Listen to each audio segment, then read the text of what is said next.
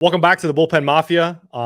This is the first time in our show's history that we did a redo. We have St. Louis Cardinal reliever Andrew Kittredge, friend of the program. We had a Kitt interview locked and loaded.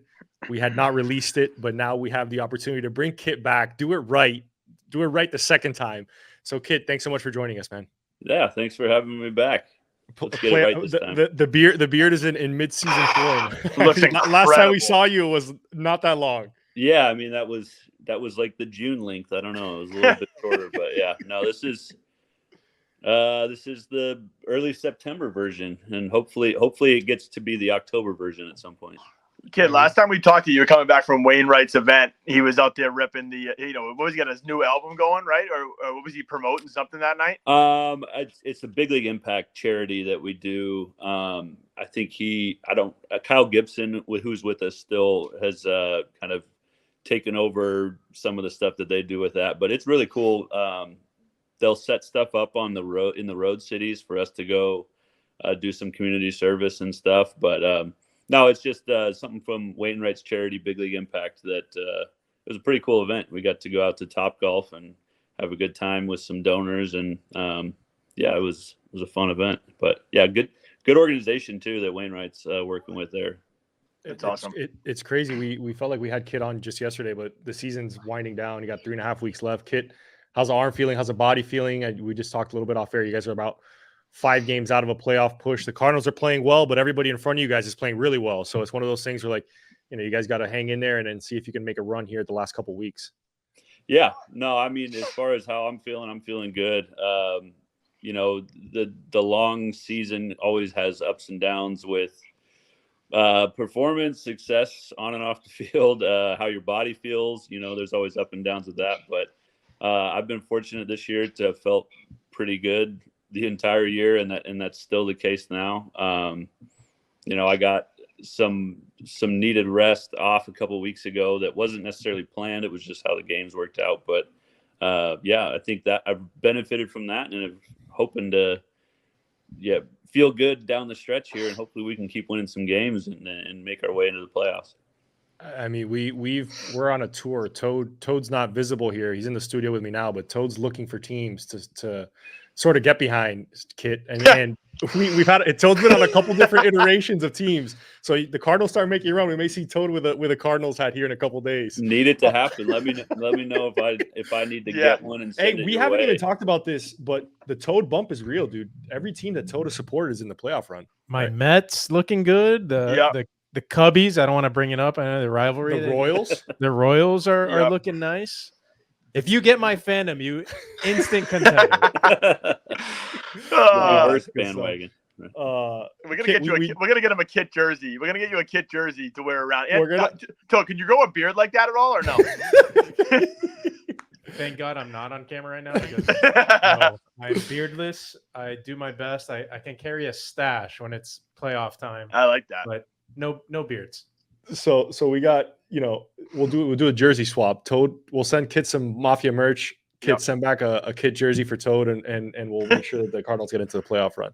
I like Kitt, we do this with every guest we have. We always want to know, P and I, career minor leaguers, we want to know your call-up story. We think that that's one of the coolest parts of, our journey, is seeing guys that we played with realize their dreams at the major league level. So put us in your shoes the day you got the call you're going to the big leagues. I had actually I was fortunate that year. I was having a good year, and for the first time in my career was selected to the All-Star team in the AAA All-Star game that year, and had just gotten back the All-Star break. I don't remember when it was, some early July something, and then from the All-Star game was actually in my home state of Washington, in Tacoma, where I'd played previously with the Mariners, and my first year in Durham there with the Rays, was fortunate enough to make that All-Star team. So got to go back home, fly across the country, played in that game, and then met the team back to start the second half in Norfolk. And at that point in my career, I was kind of older. I was having a very good year, and so I guess it was kind of on my radar that at some point it could happen, but I think we were been back in Norfolk for a day or two. I didn't pitch,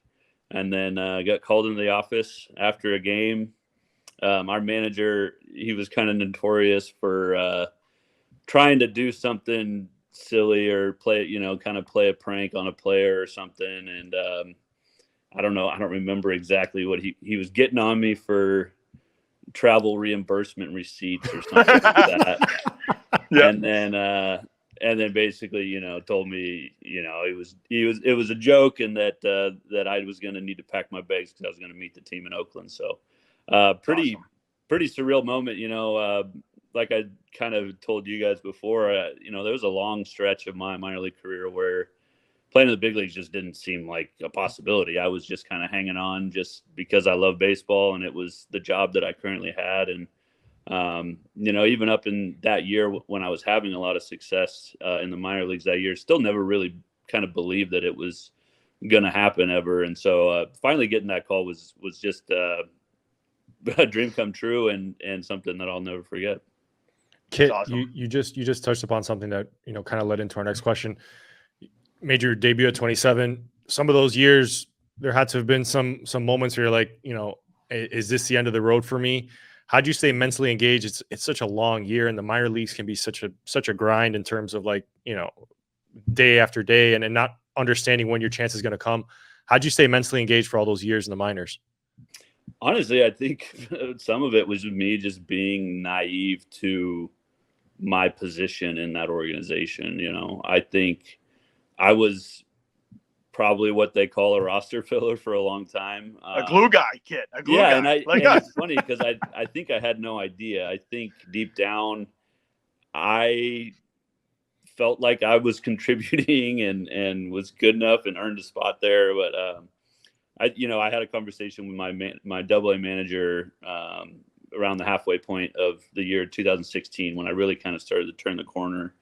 And he basically said that. He said, no one in our organization really thought you would play in the big leagues. We just kind of kept you around because you're a good teammate and you could play at all these levels and you could fill in and whatnot. And he said, it sounded kind of like, where are we getting here? But he said, the reason I'm telling you that is because you're kind of starting to change people's minds. So that was really the first time that it really kind of got on my radar that, hey, maybe I am improving. Maybe I am getting to a point where at some point, if I have, a good year or something, I could get called up. So I think, somewhere around that time in 2016 was really the first notion that maybe I could, but even then it was still felt far-fetched. What's crazy, and Javi, you and I know this a little bit, and Kitt touched on it. Like, there's plenty of guys that when your first or second year in the organization, right, you come up and you got a guy that you're playing with in rookie ball or low A, and then next thing you know, this guy gets called up to AAA. He thinks it's the greatest thing in the world because he's jumping 3 levels right away. I think it took me a year or two to realize, Kitt, like you said, those guys really, they're kind of, they're sending them up and they go to these places because they don't necessarily have a ton of faith in them and they're not worried about their development. It's like, hey, throw this guy into the fire, see what he can do. If he does a good job, sort of like you did, then you start, it's like, hey, this guy's going pretty good. Or, hey, this guy's got pretty legitimate stuff. Or, hey, this guy might be able to hang around a little bit. And then next thing you know, you said you start changing people's minds. It's pretty cool to, to kind of see that happen with you. Kitt, you and I've known you for a long time, consider you a good buddy, man. And we've talked a lot about, pitching and obviously you're in the AL East for a while. So you're pitching against my Sox. And, one of the things that you always told me, because I used to always try to push the free agency button on you, get you over here in the Red Sox. But you talked a lot about Kyle Snyder back in the day when he was in Tampa and kind of what he did for your career. Can you just talk a little bit about that and your maybe your tenure with the Rays, what he was able to do, and kind of how that's helped you develop and continue to do what you're doing now? Yeah. My first year over there, it was cool because he was still the AAA pitching coach. And so, I out of big league camp there, got sent to AAA, which was expected. And really just kind of got to work with him and kind of be around who is what I think is the genius of pitching. He's such a unique person where he's got this skill set of, he's been a player himself who has been all over it. He was a first rounder, threw 100, dealt with a bunch of injuries, had to figure out how to pitch at 90, so he's got different kind of experience himself. Plus he was kind of seemingly ahead of a lot of the analytical side. He got into that when it was kind of really turning the corner seemingly. So he's just got a really good mix of old and new, and he's really good at communicating and not kind of cookie cuttering all the pitchers and everything. Realizes that everyone is unique in how they operate as a pitcher, and he's just, I don't know, he's an incredible communicator, and the message that they were always presenting was simple and easy to grasp, and I think that was what helped me succeed there, was just having such a simple approach, and that was really what helped me thrive, I think. Dude, I'm dying laughing because please tell me that you've seen or somebody showed you the I think it was Pitching Ninja, or somebody put on the meme of you where it was like, this guy looks like somebody's drunk uncle in the backyard about to rip a wiffle ball. Have you seen that, Kitt? I have. Dude, that was I was howling when I first saw it, with you just getting into the back foot, dude, and just chilling, and then boom, here's 95. Yeah. Well, that I understand kind of where people are coming from when they say it looks like that. That is very practiced. I'm trying to. I know you have all of my energy happen late at the end, and I figured going slow at the beginning helps me achieve that. So you talked a little bit about that before too, like in how that like kind of getting into your back foot or getting into that back leg for you and being in a relaxed state is like all, then like all of a sudden, boom, it's on you. You talk about hand speed and stuff like that. Is that still like, has that gotten like progressively slower and more relaxed over the years? I feel like you've kind of like, now you're like rocking yourself to sleep almost, and then bam. It has changed year to year, sometimes slower than others. It's kind of just rhythmically whatever feels good. Obviously I would like for it to be a little bit consistently quicker, just so when runners get on base, I don't have to completely change my delivery too much to handle the running game or anything like that. So I did, like, even this year, it's changed a little bit. Earlier in the year, it was real slow with a big, slow leg kick. Kind of got out of rhythm, a little bit. I think it was there the end of May, early June, and just kind of tweaked some things rhythm-wise where I was a little quicker, but just shortened the leg kick. So I'm always kind of playing with rhythm and timing and things like that. But and that's going to come and go. And that's, that's kind of what I was talking about earlier, where there's just that the season's a roller coaster, right? Like you could feel great for 6 weeks and then be lost for 6 weeks. Hopefully the times where you feel lost, they only last for a day or two, but that's not always the reality. But yeah, I mean, just, as far as what I like to think when I think slow, it helps me stay in my mechanics the more I slow down. And when I get sped up, that's when the game starts to speed up on me. And usually I'm not having the success that I want. So just stay drunk, Uncle, dude. It's a good look for you, dude. It's a good look for you. Kitt, what's the vibe in the Cardinals bullpen? I know Petey and I always talk about our escapades in the bullpen. What's your vibe? How do you sort of lock into games? Are you one of those guys that, from the moment first pitch, you're sort of mentally engaged, kind of going through at-bats, going through reps, or are you one of those guys that, can sort of flip a switch, and when your rolling situation sort of comes in, you're ready to go? Yeah, I mean, our vibe it's pretty relaxed. We got a lot of young guys down there who are kind of finding their way. And, for me, the wisdom that I've tried to impart is, not shy away from the nerves and the anxiety that is the bullpen. And don't, I like to talk about it just because, if you don't talk about something that obviously everyone deals with, you're acting like it doesn't exist. And it very much exists. Like the bullpen is it's just a ball of anxiety down there. And so, I think a lot of the guys, just like early in the year or the first home game or something, I was asking guys, like, are you nervous? And the first guy that said no, I was like, well, you're a liar, because I've been doing this for a while and I get nervous every time. So just kind of like doing stuff like that. I like to kind of mentally check out for the first 4 or 5 innings, just not think about the game all that much. Obviously you're watching and if things start to escalate or get out of hand in a way that, you might be getting called in soon, you got to lock it in. But I think the more you can kind of relax and try not to let those anxieties affect you, then the better off you be. And I think so far this year, I mean, shoot, we're almost at the end of it. We've done a good job of everyone kind of staying cool and calm and nobody getting freaked out too much. I mean, there was a time back in the day, back in 2009, I used to have to wake Kitt up in the 7th inning to be like, hey, bud, like, you got to come in and get the save here. At least he's not doing that anymore. I'm sure that the stadiums are a little bit different than the NECBL. I got to keep the heart rate down, man. Yes, absolutely. That'll speed up on me and I'm useless. Kitt, you're the bullpen shrink, man. So you got the heartbeat of everybody. You're trying to make sure everyone's in tune and in check. When you sit back there and you start to realize, obviously you've been in the big leagues now, you're at a point in your career where you're comfortable with yourself, you're comfortable. How much of yourself do you see in some of these young guys that are getting called up where you realize like, hey, now I got to take on a new role. I'm more of a mentor as opposed to like, being that young guy who is nervy and anxious and, maybe taking the game a little bit too serious at this point in his career.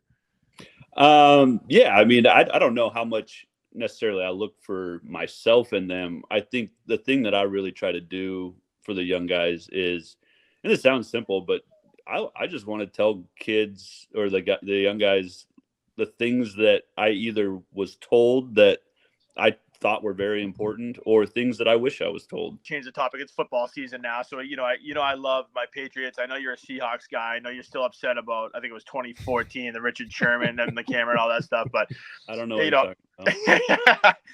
I was lucky enough to host you for the Patriots-Rams Super Bowl. You were up in Newport for your Hall of Fame induction. Javi, you're going to love this because remember how boring that Super Bowl was, right? It was terrible. 13-3 final, right? There was like zero excitement in the building, Javi. Like we're like I'm giving people fist bumps. Like you're like giving a guy a salute over on the other side of the room. And then we got Kitt here and he's looking at me. He's like, dude, is this what it's like? Like, is this how you guys celebrate Super Bowls now? I'm like, yeah, when you have so many, like you just stop giving a shit almost. But Kitt, that being said, Seahawks guy, you're a University of Washington product.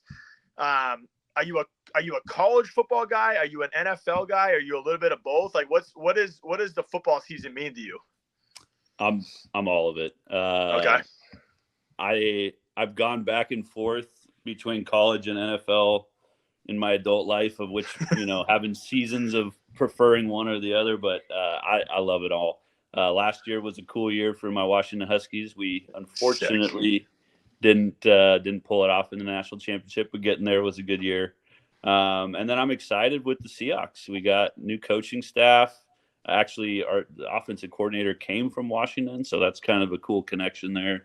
Who knows I don't know if there's a ton of expectations for the Seahawks, but I think our fan base is real excited about the new coaching hire and something different, something new and exciting. And I'm no different. I'm excited for both Washington football and Seahawk football. We both got new coaching staff. So, Kitt, one of the questions we're going to ask each other coming up here in our next segment is a prediction for our team. So, like, you got a record prediction here for your Seahawks and your Huskies.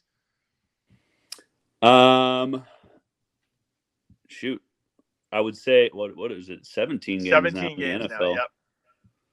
I'm glad you asked. If you said 16, it would have been just ugly for the pod. We would have had to edit that out. Big NFL guy. The college football one's the one that I'm going to embarrass myself on. Yeah, what is that? Is that 12? Conferences. I don't know how many games. You guys are in the Big Ten now. I mean, I don't know, Kitty. Are you? Let's just start. Let's work backwards. Are you playoff? Are the Washington Huskies a playoff team? Oof. I don't know. We lost a lot of. Okay, no. Lost a lot of our offense. We're not. We were runner up in the national championship, and we're not preseason ranked. So I don't know if that says anything about where the program is at. We lost a lot, but I like the new coaching staff. I like the hire. I did actually get a chance to watch a little bit of our first tune-up game last week, and I liked what I saw. So. I think if we could knock off one of those ranked Big Ten opponents, I could see us. What is it? 13 games. I could see us going like 8-5. Okay. Something like All right. that. First year in the Big Ten, 8-5. We'll note that down. Well, It's we don't play Ohio State, so we maybe pick up one there. I don't know. I think our tough games, we got Penn State back there and Michigan at home. So Well, I don't really know how those are going to go. But we last week we were trying to figure out like who Petey roots for because Toad's a Florida State guy. I'm a Miami guy. Petey was Rhode Island. We were question mark. We didn't know what conference they were in. Petey doesn't know anything about conference realignment just yet. So, like we're getting our bearings of college football, but we know that MLB guys are massive fantasy football guys. Kitt, are you guys are the Cardinals doing some fantasy football? If so, how'd you guys determine the draft? And then give us one player who is the worst GM of the year. So we did have draft. We had the Cardinals have a lot of fantasy football guys. When I was with the Rays, sometimes it was tough to fill a league. There was just not as much interest. This year we almost had too much interest. So we actually are doing 2 leagues. Wow. For the Cardinals. We had their draft just this last trip when we were in Milwaukee. It went great. Trying to think of who would be the worst manager. Be careful who you say, Kitt. Well, there's some guys that are new to fantasy football that are kind of trying it out. So I'll probably go Andre Palante. He's probably the worst so far that I've seen, but I think he's pretty new to it. So is Goldie in the league? Goldie's in the league, but Goldie I think ended up with projected to win the league. So I can't really talk crap about his team because who are your horses, Kitt? Who are your guys? Who did I get? I got AJ Brown was my first pick. Okay. And I think I went Marvin Harrison Jr. number 2. Wow. Javi, what would you say? What would you say if Kitt was like, I don't know, bro, I just do on the autograph. I had other things to do. I mean, I might as well. I haven't had a lot of success lately. I used to win some championships, but it's been 4 or 5 years, I think, since I took one home. So I got 4 chances this year, though. I got roped into 4 different leagues, which is you're levered up. The most I've ever done. That's awesome. How'd you guys determine draft order? Any funky ways? So with the 2 leagues with the Cardinals, one of them they did. I think the player had to nominate a staff member for a fungo golf or something. Oh, wow! And then the other Cardinals league, because we got 2 of them, we just threw darts. Your best 3 dart throws. That's awesome. Got to pick. So you got AJ Brown. So you were where? You were at. I was at 11. Yeah.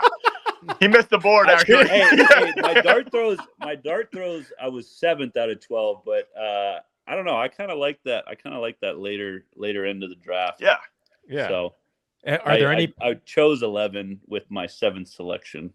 Are there any St. Louis themed punishments if you come in last place?